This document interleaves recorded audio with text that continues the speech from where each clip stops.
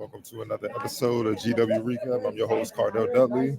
And George Washington just knocked off Davidson 76-69.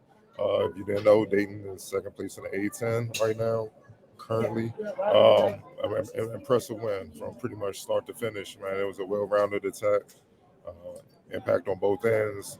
GW got a lot to be proud of in this kind of a win. James Bishop, what else is new? Finished with the game high, 27 points, 10 to 19 shooting from the field, 7 assists, game high 7 assists and 4 rebounds. Brandon Adams added 18 points, 8 rebounds and 3 assists. And Max Edwards added 15 points and 6 rebounds to lead GW.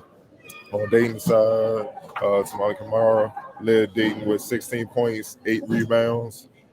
DaRon Holmes added 14 points and a game high 10 rebounds. And Malachi Smith added 12 points and 3 assists in a losing effort. Look, this was all about the defensive effort from the GW.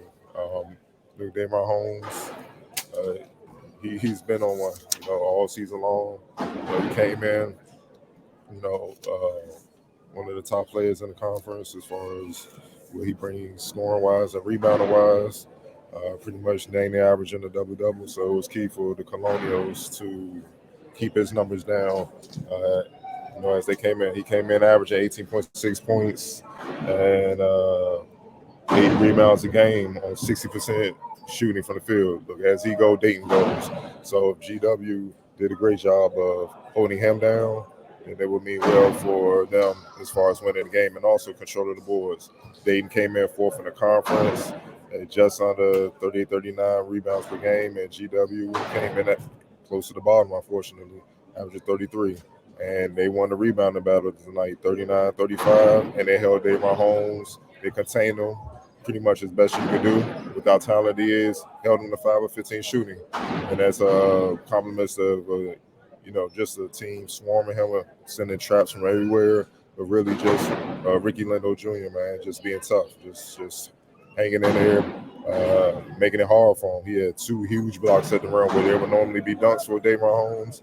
Now not on Lindo. Watch, he came, he rotated over, he swarmed, and he got some big time blocks at the basket, and that kind of set the tone for GW moving forward, man. And they followed suit. Camara tried to step up, with his production. He shot 50% from the field, 6 of 12, 2 of 5 from deep.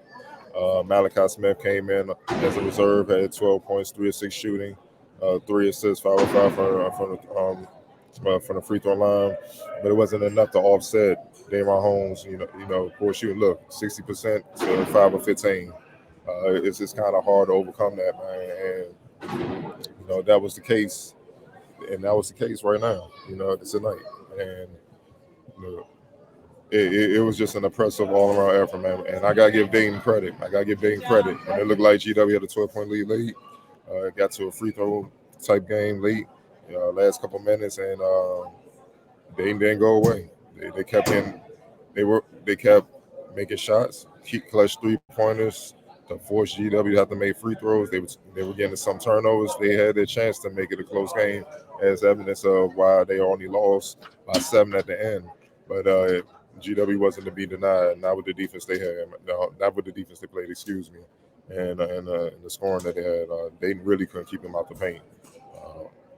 All night. I know Dayton made the late surge late to kind of time, but GW was in the paint all day, all game long. And it showed. I had 20 points in the paint, just from them. And really them 3 main scorers that was doing all most of the damage is Adams, Bishop, of course, and Edwards, man. GW shot 49% from the field, 35% from deep, 80% from the line. That was huge. Had they missed those free throws down the stretch, could have possibly been a different game, and we could be talking about Dayton winning. But no, they made the free throws when they needed to, and also had 12 assists. 7 of which came from Bishop.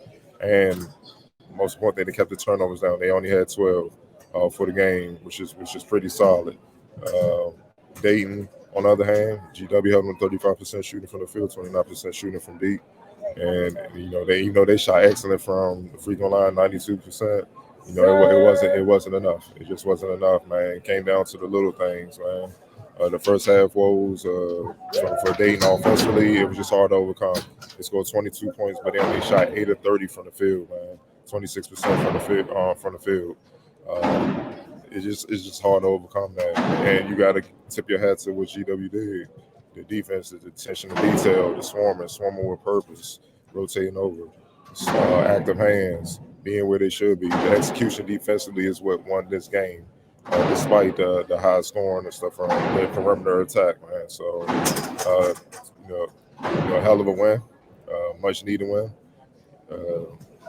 It's you got to keep winning these type of games to kind of set the tone for the remainder of conference play, man. You know what I mean? So they needed a big win.